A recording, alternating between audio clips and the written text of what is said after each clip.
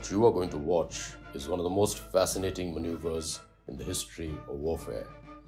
Enveloped by the Ganga and the Brahmaputra, called the Padma in Bangla to its west, and the mighty Meghna to its east, the area is called the Dhaka Bowl. These natural defenses make the city of Dhaka impregnable. Capturing Dhaka was not in the initial war plans of the Indian Army for the liberation of Bangladesh. If you look at the map closely, the forecorps of the Indian Army was commanded by General Sagat Singh, and he was mandated to liberate the area east of the river Meghna, which at sections is 16 miles wide. Now, this was a fast-moving battle that's technically started on the evening of the 3rd of December 1971. By the 5th December, the 57 Mountain Division, commanded by Major General Ben Gonzalves, fought a division-sized battle to capture a heavily fortified border town called Akhoda across Agartala in Tripura. The 8th and the 27th Division of the Indian Army, commanded by Major General Krishna Rao and Major General Rocky Hira, were also moving quickly. In the Bay of Bengal, India's aircraft carrier INS Vikrant used its Seahawks and Alizé aircrafts to bomb Cox's Bazar, Chittagong and Khulna, starting the 4th of December morning. And finally, on the 7th of December, the Indian Air Force's 28th Squadron, flying MiGs out of Borjhar, cratered the Tejgaon runway such that no fighter aircrafts could take off or land. With the adversary's air force grounded, the forecorps of the Indian Army closed in on the banks of the river Meghna, deep into enemy territory. The Indian military was racing against time and did not want to be stranded behind enemy lines with the possibility of a UN-mandated ceasefire being announced. There was this urgency to race and meet its objectives. What happens on the 9th December morning is one of the most audacious military maneuvers in the history of warfare, directed by the legendary Lieutenant General Sagat Singh, one of India's finest combat generals. Hear this riveting story from an officer who fought the war. Then, Flying Officer Ram Mohan Sridharan, later Air Commodore Sridharan. I am Air Commodore Ram Mohan Sridharan. I got commissioned in the Indian Air Force on 21st June 1969 and was then posted to Kumbigram, which is in southwestern Assam. And I was posted to a helicopter unit, 110 helicopter unit, which consisted of Me-4 helicopters. I had graduated from helicopters at Helicopter Training School in Jodhpur and then moved to Kumbigram. And it took me 2 years to get fully operational on this Russian helicopter. It was a single-engine helicopter, and it could carry 15 to 20 troops. I became fully operational, as I said, after 2 years, and the refugees started coming in from March 1971. The Pakistani refugees from East Pakistan started trickling into Assam, and then we came to know that we would probably be in for a war with East Pakistan. And accordingly, our trainings was molded in such a way that we started preparing for Heliborne operations, which had been briefed to our CO by General Sagat Singh. General Sagat Singh and 110 had a very close relationship right from the 69-70 period, because he was then 101 Com Zone Commander, and his area of operation was the Mizoram area. And we did a number of heli lifts which were done by day in Mizoram, but those were only troop lifts. They were not in the true sense a heliborne operation. It was just lifted from one helipad to another, and they were done single aircraft at a time. But what was planned by General Sagat, as told to our CO, was he wanted an entire force to be heli-lifted to whichever place that he would designate, and he wanted our unit to train accordingly. So our CO started the the training in such a manner that we operated at night and day in formation, and we would land we would take off from the airfield, do one circuit of cross country at a particular height, and then come back and land at the airfield to simulate that wherever we were going in formation we would land. And this we did both by day and by night, and we did it also with lights and without lights, in such a fashion that this is what we would simulate for our actual operations whenever it happened in Pakistan. Now, when the balloon went up on December the 3rd, as per our unit war plans, we were to move 6 helicopters to Teliamora, which was where the 4 Corps headquarters were located, where General Sagat Singh was also located. And the other 4 helicopters were dispersed at different locations, as we were at that time not very sure that the airspace over East Pakistan was completely dominated by our Indian Air Force. But we came to know of that after 2-3 days of operation, and we then settled down our helicopters at base itself, except one helicopter which was at Aijal in Mizoram. While at Aijal, I was given the message that you have to move to Teliamora and then further to Kailashar to join the rest of our unit, who were then had been already tasked by General Sagat to carry out lift of 4-5 Gurkha Battalion from Kailashar to Sylhet. At this point, I would like to just remind the viewers that our role, actually a wartime role, was only casualty evacuation and communication. That was all our role.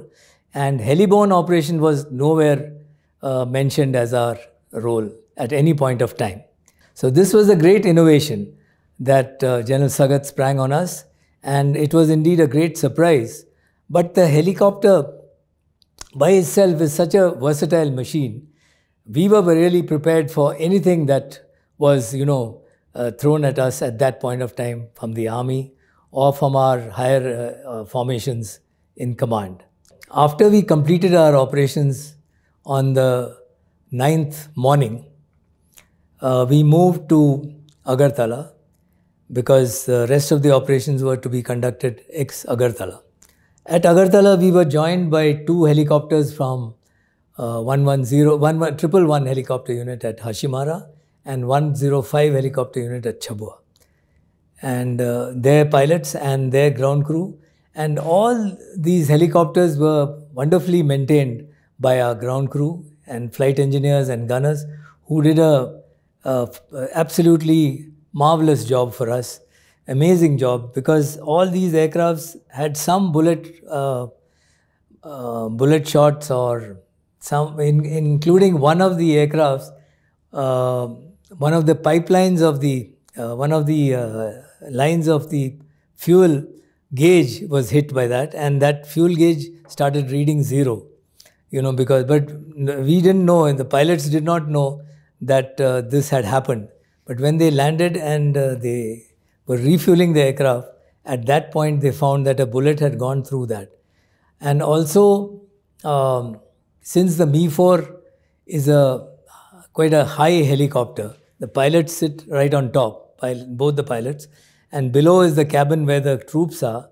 All the fire was actually directed at the front of the helicopter, which is well protected with the engine.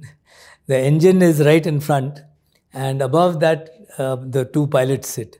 So the pilots are well protected, but still the sniper fire was experienced by a number of our pilots, including me, which came from the front, and it went right across the cabin and went out from the other window.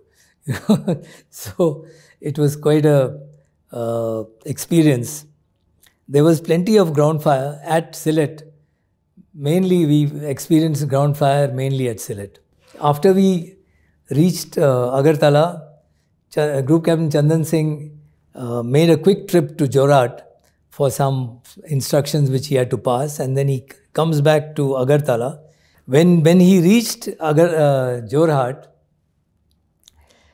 he was congratulated by the Sasso of Eastern Air Command and told that your mission, which was to Sylhet, the night mission, was a great success, and the army has praised your the efforts that was done under your guidance. And now the rest of the operations, you take full charge of the operations which have to be done ex-Agartala. The operation of crossing the Meghna was only a matter known to Group Captain Chandan Singh and General Sagat. It was not known to Eastern Air Command. Eastern Air Command had told the army that we can only heli-lift a maximum of 120 troops. That was what was the mandate that was laid down right at the outset. But we had lifted over 600 already. So the army was very confident that we would be able to heli-lift this division which was to be heli-lifted from Agartala across the Meghna. But this was only known to Group Captain Chandan Singh and General Sagat. 27 Brigade of the Pakistani Army retreats from Brahmanbaria to Bhairab Bazar, blowing up the Coronation Bridge over the river Meghna. The adversary believed, after blowing up the bridge, that the Indian Army would be confined to the east of the river Meghna. The Meghna is a mighty river at places 16 miles wide. Sagat planned to use 110 Helicopter Unit to heli-lift an entire division of 6,000 troops and equipment across Meghna and attack Dhaka. This seemed a preposterous plan since these helicopters were for rescue and evacuation roles only. It is speculated that Sagat had to use his skills of persuasion, backed by his personality, to convince the Eastern Command and the Army headquarters to this plan. This bold innovation is considered to be one of the main reasons for a swift victory in 1971. There were several reccees by Sagat, Ben Gonzalez, Mishra, Chandan Singh and Himmat Singh to choose the landing zone on the west of Meghna. The Chetak, which was flown by Captain Gurbakh Sehota, was the one generally used for these reccees. Just prior to the start of the Meghna crossing, General Sagat, along with Squadron Leader Sandhu, Flight Lieutenant Ved, also Group Captain Chandan, went for a recce of all selected landing sites at Brahmanbaria, Narsingdi and Raipura. This Chetak helicopter was flown by two Air Force pilots, Flying Officers Sahi and Sidhu. While returning to Agartala, General Sagat asked the pilots to come down below 1,000 feet. The helicopter came under intense small arms fire from the enemy, hitting the co-pilot in his thigh and grazing Sagat's forehead. The helicopter landed at Agartala safely with 38 bullet holes. Through the war, Sagat used to fly all over his battlefields with Major Generals Ben Gonzalez, Rocky Hira and Krishna Rao, often flown by Captain Gurbakh Sehota. It was a war where senior commanders were with their front troops as they advanced. The recce was done. That was prior to our landing up at Agartala. The Chetak, along with Group Captain Chandan Singh and General Sagat and the two pilots of the Chetaks, they did a recce at Raipura and Narsingdi, which were the two places which General Sagat wanted us to land at, across the Meghna, because the Meghna itself is is a massive river, one of the two big rivers in Bangladesh, Meghna and Padma. And Meghna crossing is what was most essential for the army at that point of time, because the Pakistani forces had blown up the bridge across the Meghna. And the fastest way to cross the Meghna would be by helicopter. And that is why these two places were selected at Narsingdi and Raipura. And as they were coming back, General Sagat spotted some troops on the ground, and he wanted to see whether that the area was clear to land. He checked, there was an open field quite close to that area. So he came down and he told the pilot to go down, and he went down. And as they were looking out for this place, suddenly there was a burst of fire, a burst of small arms fire from the ground, and the helicopter was badly hit. They immediately abandoned that exercise and came back and landed at Agartala. And the helicopter was badly shot up with 38 bullet holes were seen in it. The co-pilot was hit through his thigh, and General Sagat got a graze mark, bullet mark on his forehead. Group Captain Chandan Singh was scratch-free, nothing happened to him, nor was the other pilot who flew the aircraft back safely, and he took the co-pilot for medical aid to Teliamora. The helicopter subsequently was patched up and repaired and flown back to Tezpur from where it had come. But seeing this helicopter, our CO, flight commander and all told us to have a look at it to see how badly it had been hit. But that did not deter us from our objective of carrying out more Heliborne operations from ex-Agartala. We were told to take the helicopters to Brahmanbaria from Agartala. And Brahmanbaria already, the ground had been approved by our CO and flight commander for parking all the helicopters there to carry out the helilift. We took the helicopters to Brahmanbaria. We started the Heliborne operations to Narsingdi and Raipura. And they were the 4 guards was the battalion which was to be helilifted. The first flight which took off from Brahmanbaria for Raipura, on board that helicopter was our CO who was flying it, and Colonel Himmat, the CO of 4 guards, and Major Chandrakant, also of 4 guards, and Group Captain Chandan Singh, who was leading the way for us. And following them were 4 helicopters which also went to Raipura in formation. They landed in that same field which had been selected by Group Captain Chandan Singh. And there actually those were all the landing grounds, as I explained earlier also, were paddy fields, dry paddy fields. And they had a lot of hay which was flying up, but it was quite hard, and it had no dust coming up. The dust was very minimal, only this hay was coming up, and it would obstruct our vision for a while, but once it settled down, the downwash was enough for it to keep it down only. And the landings were very comfortable, and we crossed the river at a very safe height, and we landed in formation of 5 in a row actually. And that's how the helicopters operated to Raipura and later on to Narsingdi. I must also tell you that there was a threat of gunboats also, all these points where we landed close to the river, there was a threat of gunboats, though we did not get fired upon. But the intelligence reports had said that there were gunboats, and we stayed clear of that area which had been earmarked as dangerous for us to operate in.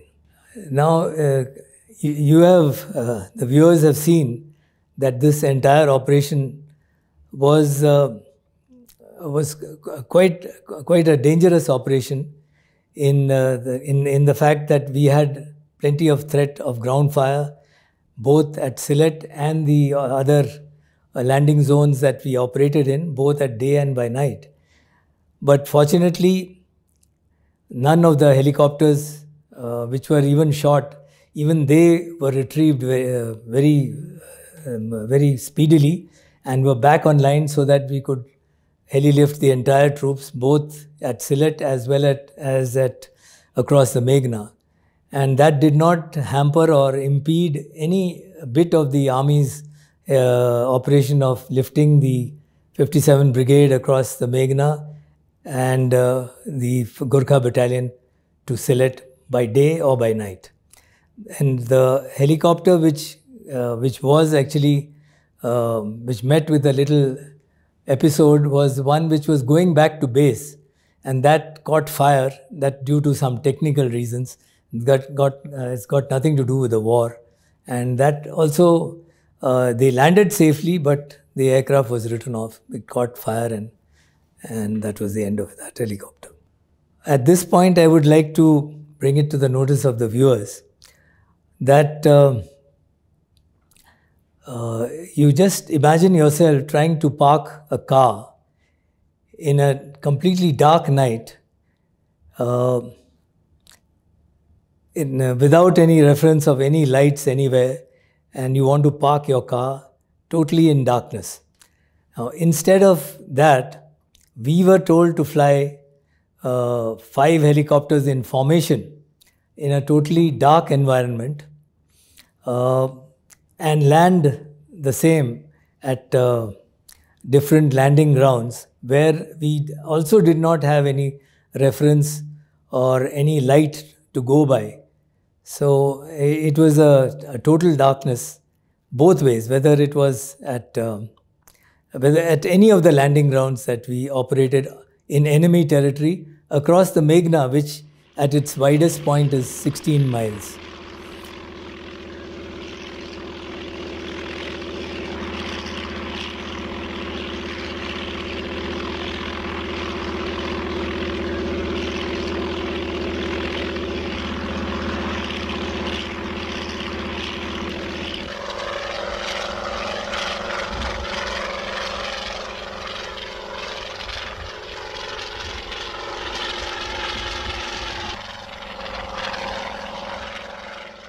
We lifted a total of 689 troops to Sylhet and also lifted 6,011 troops across the Meghna to 3 different locations from Brahmanbaria, right across the Meghna, by day and by night.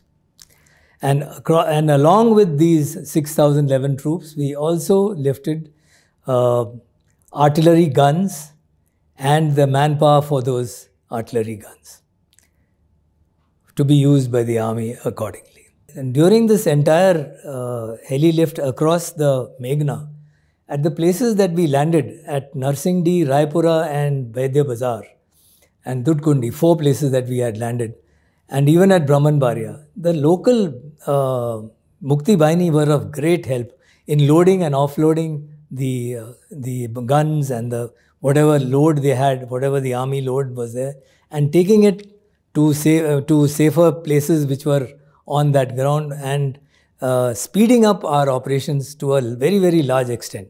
They were of great help, immense help, I must say that.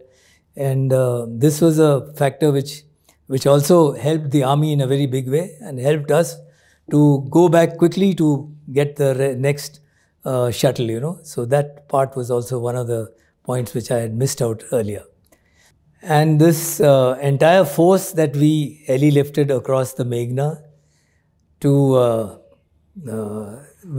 played a large part in the early surrender of Dhaka, along with the paradrop which happened at Tangail. This speeded up operations completely and led to the early surrender at Dhaka on 16th of December. On the day of the surrenders, actually on the 15th, we stopped operations because we were told that a surrender was being negotiated by General Jacob at Dhaka. He had flown in from Calcutta by a Chetak helicopter, and he was already in Dhaka and negotiating the surrender. So we were all set, waiting for orders for further action. When in the morning of 16th, we were told that the top brass of Eastern Armed Forces would be arriving at Agartala and not they would not fly in from Calcutta. They would fly in to Dhaka from Agartala. And they were picked up by Avro from Calcutta, Guwahati, and then landed at Agartala. That included the Army Commander General Arora, the Air Force Commander Air Marshal Diwan, and the Naval CNC Admiral Krishnan. These three were there, and along with their staff, they all landed at Agartala. Then we were told that 5 of our helicopters, that is the Mi-4, and 3 Chetaks which were there, the 3 Chetaks would carry the top brass, that is the 3 Army, Air Force and Naval heads, and the other generals would all be in our aircrafts along with their staff and along with our crew, which our flight commander made it very clear that all pilots who flew, all pilots and crew of 110 helicopter plus 111 and 105, they all would go to Dhaka in our Mi-4 helicopters. So they all, by 4 o'clock in the evening, all the helicopters were readied and we took off. It took us 40 minutes to reach Dhaka.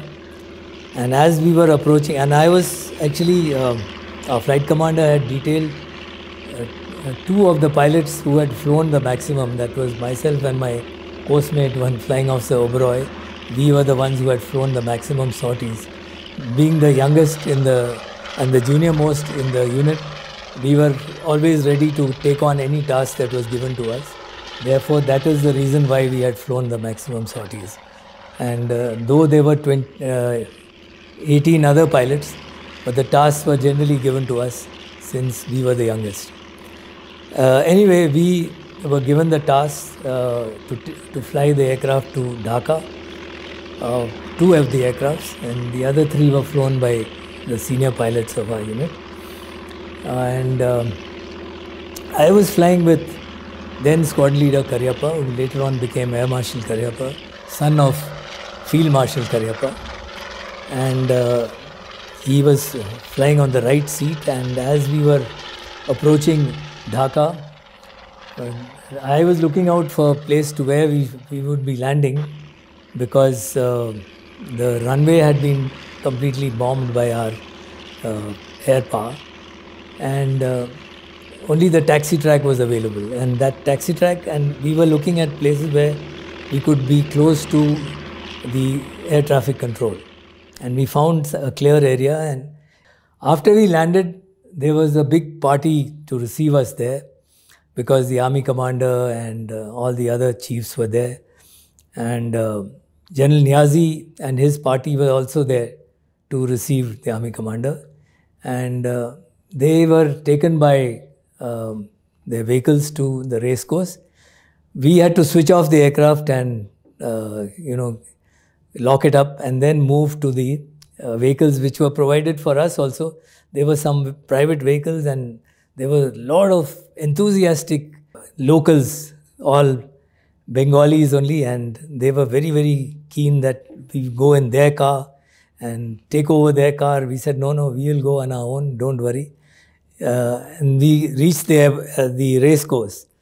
Now at the race course, there was a huge crowd there, and already by the time we had reached, the tables had been set up for the surrender ceremony, and amongst the people who were at the table was All India Radio news reader Surajit Sen was also there.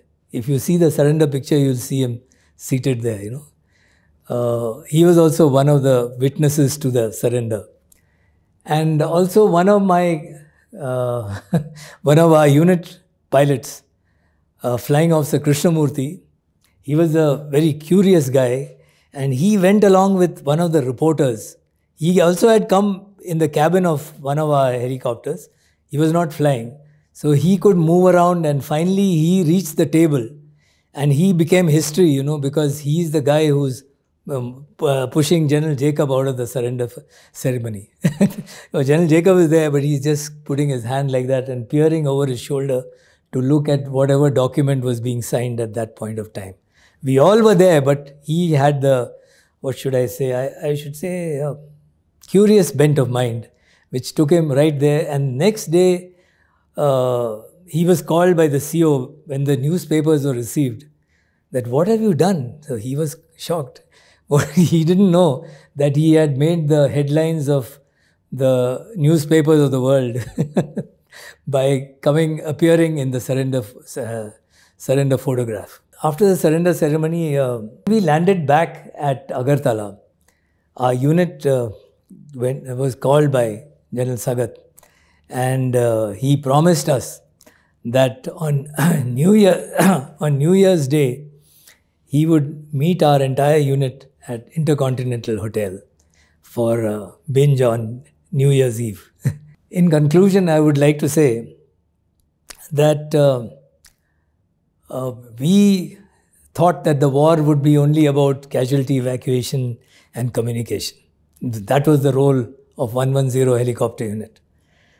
Never did we anticipate that we would be part of the battlefield in an operation that would be so historic and carry out a Heliborne night operation which had never been attempted or done in India or across the world at that point of time.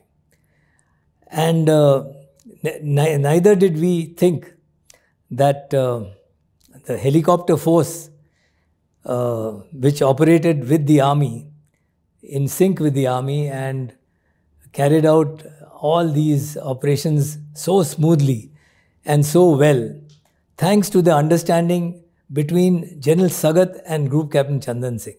That understanding filtered down to all of us, and we never ever refused any sortie or any passenger or any load during this entire operation. A new nation, we were instrumental in the birth of a new nation, Bangladesh.